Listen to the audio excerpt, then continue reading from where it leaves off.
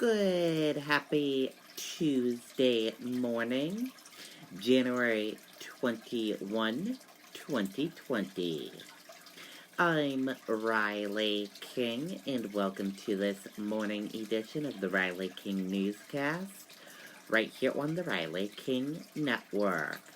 We are broadcasting live in our Washington, D.C. bureau this morning from our Washington, D.C.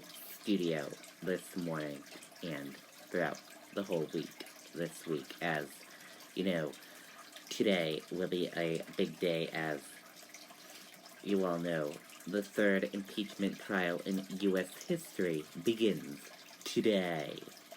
So we will be bringing you that coverage all this week as it begins today. Let's get started with this morning edition of the Riley King Newscast. We have a lot of news to get to this morning, so let's begin. First up, ice disk forms on Sunnacook River in Loudoun.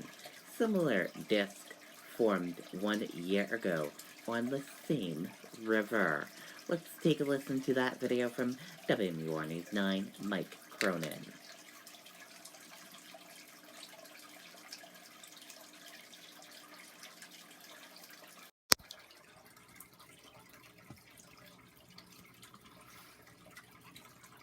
Huge tax breaks for the rich while the middle class continues to struggle. That's what happens when billionaires are able to control the political system. No more tax. Mystifying and beautiful, worth a stop to see the very rare phenomenon. I think it's great being next door to it. You know, I mean, you don't have to look far to see beautiful things in this world, so there's an example. An ice disk has formed on the Soucook River, visible from Wales Bridge Road in Loudoun. You can see the circle getting swallowed up by other ice. Wayne Aldrich has an idea to set it free. I can fix it with my chainsaw. It's not moving now, but just days ago, it was spinning. A mesmerizing sight, and not the first time on the Soucook. Exactly 1 year ago, Susan Aldrich captured this video. They are pretty cool, yes. It's not something you see, but now I've seen one twice in 2 years. Over a week ago, we had those 60-degree-plus days. Obviously, then it got pretty cold, helping this to form. But it's been so cold that the ice around it is now filling in. Only a couple rotating disks are reported each year in the U.S. Probably none as famous as last year's in Westbrook, Maine. They form when slow-moving currents freeze. But some wonder. Somebody said they saw aliens over Parker Mountain. I did not hear that, no. I don't know. It was over there in Stratford. You think this is their doing then, maybe? Holy Mother of God. Don't worry, this is completely Mother Nature's doing. I just think it's really incredible that nature can do things like this, and it's kind of just open up people's eyes to like really what life is really about. You know, little miracles like this that you don't see every day. In Loudoun, Mike Cronin, WMUR News 9. Okay, and there you go on that video and that report.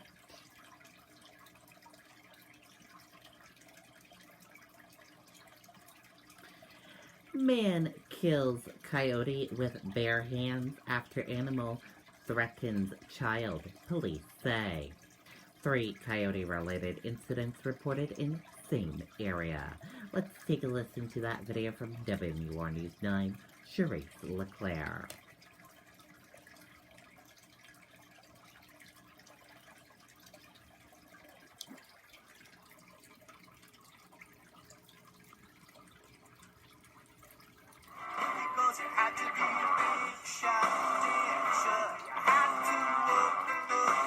There wasn't really much of a choice.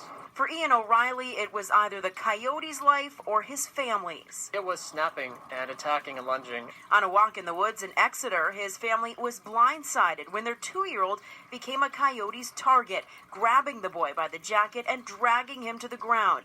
Ian kicked at the animal to scare it off, but nothing worked. I had its snout here, pushed it into the snow.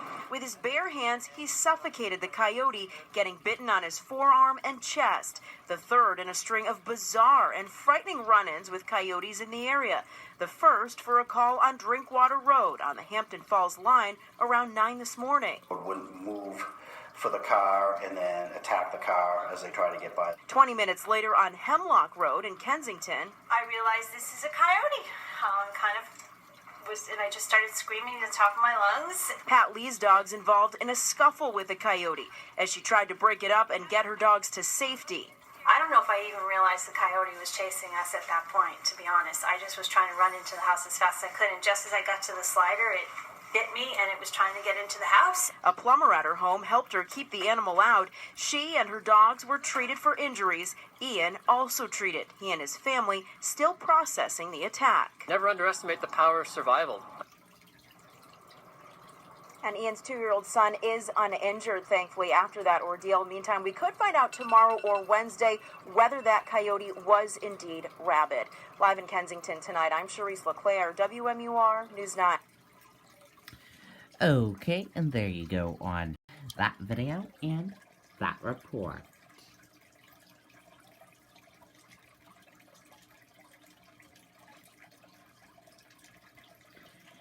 State police searching for tractor-trailer involved in a crash after illegal U-turn. Truck performed illegal U-turn on I-95 in Greenland. Let's take a listen to that video from WMUR News 9.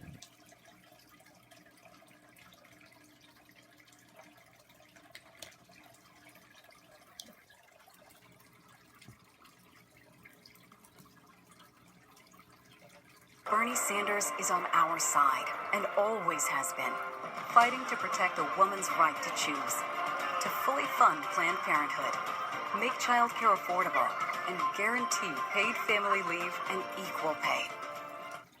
Right now, state police looking for a tractor trailer involved in a crash on 95 in Greenland tonight. Troopers say the truck made an illegal U-turn by using a crossover. A minivan heading south did not see the back of the truck in time to avoid a crash. The tractor trailer described as a white Volvo with a possible flatbed that headed north after the U-turn. Anyone with information should call state police. Okay, and there you go on that video and that report.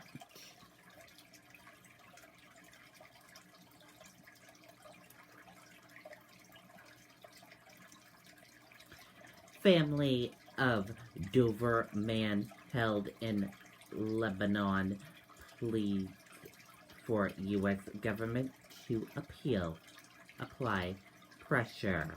Relatives say accusations against man aren't true. Let's take a listen to that video from WMUR News 9, Jennifer Crompton.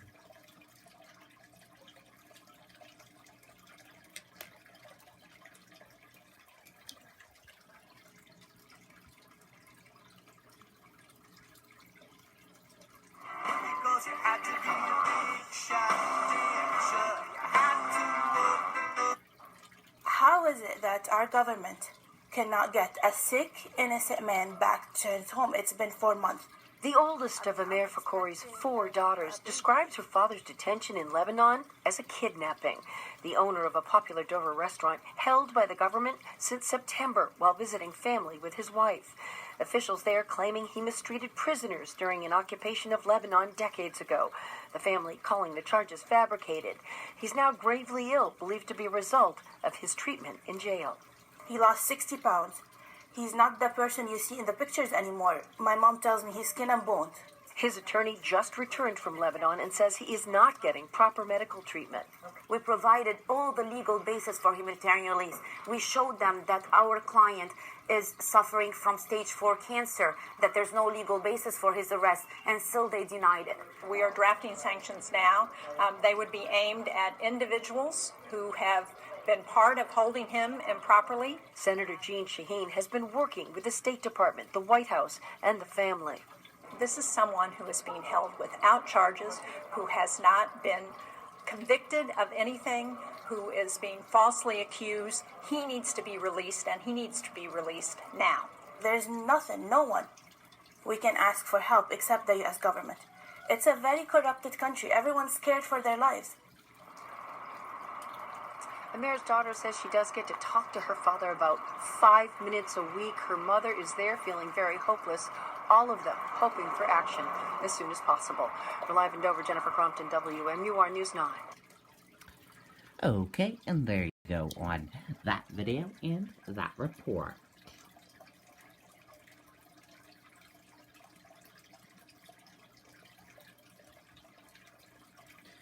Fire tears through Belmont barn day after crews battle another fire in town.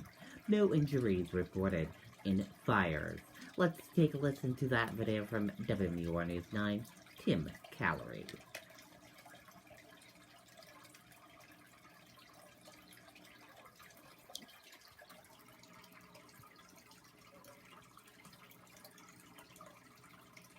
This economy is not working for most of us. There is not one county in the United States of America where someone working full-time at the minimum wage can afford a two-bedroom apartment. The biggest problem in our economy is simple. People are not getting paid enough. Massive flames light up the night sky as a raging fire tears through a Belmont barn on CV Road on Sunday. When we first got here, the barn was fully involved. It was getting into the L. The initial calls coming in around 10 o'clock. No one was hurt. The house appeared to be vacant. Right now, we're fortunate. This is one of our hydrant areas, so water hasn't been a problem. Fire trucks from 15 surrounding communities line the street as some 40 firefighters try to get a hold of the stubborn fire while dealing with bitter cold temperatures. It's very hard on our crews with the cold temperatures, obviously the icy conditions. Fires in this weather are always tough as the weather falls below freezing, and particularly below 20 degrees. Things just tend to stop working. It was deja vu for these firefighters who were in a similar situation Saturday night. A barn and home on Brown Hill Road were extensively damaged after a 4-alarm fire ripped through the buildings. The state fire marshal's office is handling this investigation. No injuries were reported and the cause is still unknown at this time. Fire Marshal Paul Parisi says it's unusual to have similar fires happen in a short amount of time, but says the two appear coincidental. It would appear that neither the fires are not related to each other. And now the state fire marshal is asking anyone with information on Saturday's fire to call his office. That number is currently running at the bottom of your screen, and tips can remain anonymous. We're live here in Belmont. I'm Tim Cory, WMUR News 9. Okay, there you go on that video and that report.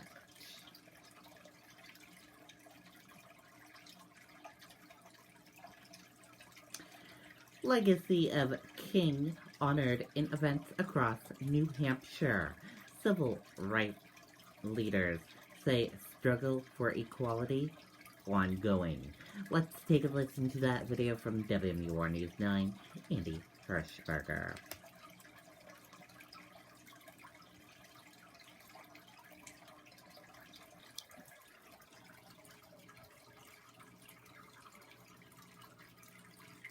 This economy is not working for most of us. There is not one county in the United States of America where someone working full-time at the minimum wage can afford a two-bedroom apartment. The biggest problem in our economy is simple. People are not getting paid enough.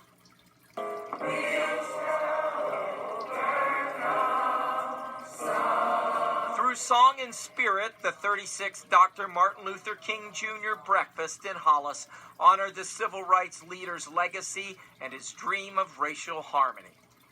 As you can see, based on current events, there's still a lot of racial tension and conflict. And as a nation, we have to grow beyond this. People of all ages at this event recognize the significance of Dr. King's footprint. He has affected my race. He's affected my life now, even though I didn't know him back then. I'm here now, and I'm able to do things that I doubt I would be able to do. It was the same cautiously hopeful message in Portsmouth, where officials put the emphasis on what unites us as a people rather than what divides us by race. We say that we all came here in different boats, but we're all on the same ship together. Well, that's the truth. We need to put our differences aside and really come together to exist as one people. Senator Jean Shaheen spoke to a group of City Year volunteers in Manchester. Officials from that community service organization recognize how much they owe to Dr. King's legacy of social involvement. Today, we take time to honor him and everything that he's taught us in being inclusive and not exclusive. Civil rights leaders today in Hollis recognize the importance of the primary in keeping elected officials aware of the minority voices here in New Hampshire. Putting live, I'm Andy Hirschberger, WMUR News 9. Okay, and there you go on that video and that report.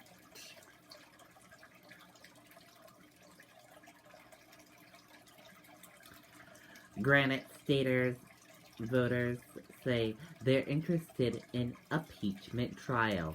Trial set to begin Tuesday in Senate. Let's take a listen to that video from WMUR News 9, Kristen Carosa.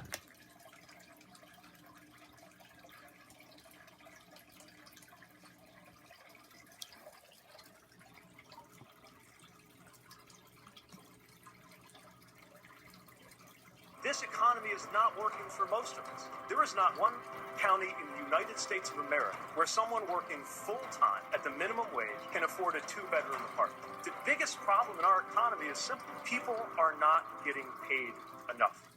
Back in September, Speaker Nancy Pelosi announced that the House would initiate a formal impeachment inquiry against President Trump. Now it's the eve of the Senate trial. I'm definitely interested to see if it's going to completely go through. My focus is more, what is our plan for the election?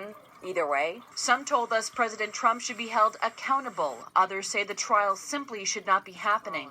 Yes, I'm paying attention. It interests me. I think the man is a maniac and should be thrown out. Trump has done a lot more in my generation than any other president has. I mean, yeah, he's stubborn, he's harsh with his words, but he gets it done. Others have been paying attention to what the presidential candidates campaigning here in New Hampshire are saying about the impeachment. U.S. Representative Tulsi Gabbard is the only candidate so far who's been able to vote on the impeachment issue, but she didn't cast a yes or no vote. Tulsi Gabbard, voting present, I would have more faith in her if she'd voted no. I mean, to vote present, I think it's something you need to take a stand on. Senators Bernie Sanders, Elizabeth Warren, Michael Bennet, and Amy Klobuchar will be present for the trial, which is time away from the campaign trail ahead of the New Hampshire primary. I think the major business is in Washington for those people that are involved with it. That's where they need to be. Now, the Senate will decide whether to remove the president from office, but many voters will be watching the actual process to learn more about the case in general. Live in the newsroom, Kristen Carosa, WMUR News 9. Okay, and there you go on that video and that report.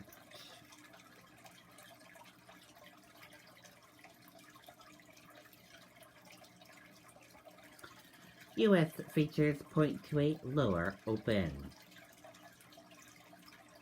U.S. stock index futures were lower on Tuesday morning as concern over a new strain of pneumonia in China spooked risk investment worldwide.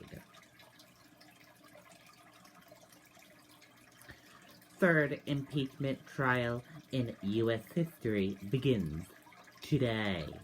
Let's take a listen to that video from ABC News.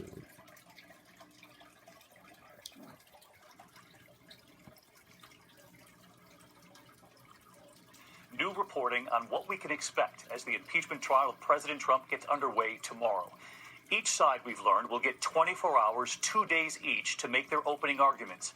Then there will be 16 hours of questions from senators who took the oath to act as impartial jurors. After all of that, they will then debate whether to hear from witnesses. Tonight, President Trump's legal team revealing how they plan to defend the president. They say, quote, "The president did absolutely nothing wrong." The House managers who will make the case against the president on the Senate floor today. One of the president's lawyers tonight saying the articles of impeachment do not indicate the president committed any crime. The House Democrats meeting at the Capitol in advance of making their case as early as tomorrow. And ABC's Mary Bruce leads us off from the Hill tonight. President Trump greeted with cheers and loud boos today as he paid tribute to Dr. Martin Luther King Jr. the president spending less than a minute at the memorial to the civil rights icon. Blocks away on Capitol Hill, Democrats are preparing to make their case against him. And tonight, the president's legal team is offering the first glimpse of their defense. In a 110-page brief, Trump's lawyers say the process has violated every precedent and every principle of fairness and are urging senators to swiftly reject the charges. One of the president's lawyers, Alan Dershowitz, laid out their central argument that charges against Trump don't rise to the level of high crimes and misdemeanors as the Constitution requires. There has to be criminal behavior, criminal in nature. The articles of impeachment are two non-criminal actions, namely obstruction of Congress and abuse of power. But most constitutional experts disagree, and Dershowitz himself said the complete opposite 21 years ago during the Clinton impeachment. Certainly doesn't have to be a crime. If you have somebody who completely corrupts the office of president and who abuses trust and who poses great danger to our liberty, you don't need a technical crime. For days, Dershowitz has been pressed on whether his client, the president, abused his power. Today, he still refused to give a straight answer. Here, do you personally believe Donald Trump, right now, with the evidence that you've seen in front of you, as one of his attorneys, abused his power, yes or no? I'm not going to answer that question, yes or no. It's irrelevant. Democrats argue the facts are indisputable and the evidence is overwhelming. In their own brief, they outline the case for additional witnesses, saying only if the Senate sees and hears all relevant evidence, only if it insists upon the whole truth, can it render impartial justice. Make no mistake about it. We will force votes on witnesses and documents. Even some Republicans, like Lisa Murkowski of Alaska, say they're open to hearing additional witnesses, like former National Security Advisor John Bolton. I'm going to take my constitutional obligations very, very seriously. So let's get right to Mary Bruce. She's live up on the Hill tonight. And Mary, we mentioned off the top there that we've learned tonight that each side will get 24 hours, 2 days each, to make these opening statements, then Q&A from senators, and then this debate over whether to call witnesses. This is going to play out over several days, and we know that 4 Republican senators will be watched very closely here. Will they join Democrats in asking for witnesses? Lisa Murkowski, as you just mentioned there, of course, Susan Collins of Maine as well, Mitt Romney of Utah, and Lamar Alexander of Tennessee. The big question, Mary, will they join Democrats who've been fighting for several days now for witnesses in this trial? Well, David, these 4 key Republicans have suggested they want to hear from additional witnesses. Senator Mitt Romney has said he would like to hear from John Bolton. The question is whether after several days of opening statements and those 16 hours of questioning, do those Republicans still feel that way? Do they want to hear from additional witnesses at that point? And then will they side with Democrats? David? Only the third time in American history. Mary Bruce leading us off tonight. Mary, thank you. And you and I will be right here in Washington this time tomorrow. And, of course, we'll be joining George and our entire Powerhouse political team. Live coverage begins tomorrow at 1 p.m. Eastern, right here on ABC. Hi. Okay, and there you go on that video and that report. And that does it for our morning broadcast of the Riley King Newscast right here on the Riley King Network. I hope you all have a great rest of your morning, and I'll be back here in a couple minutes for a news report. And that does it for our morning broadcast live from Washington, D.C. in our Washington, D.C. studio. Goodbye, everyone.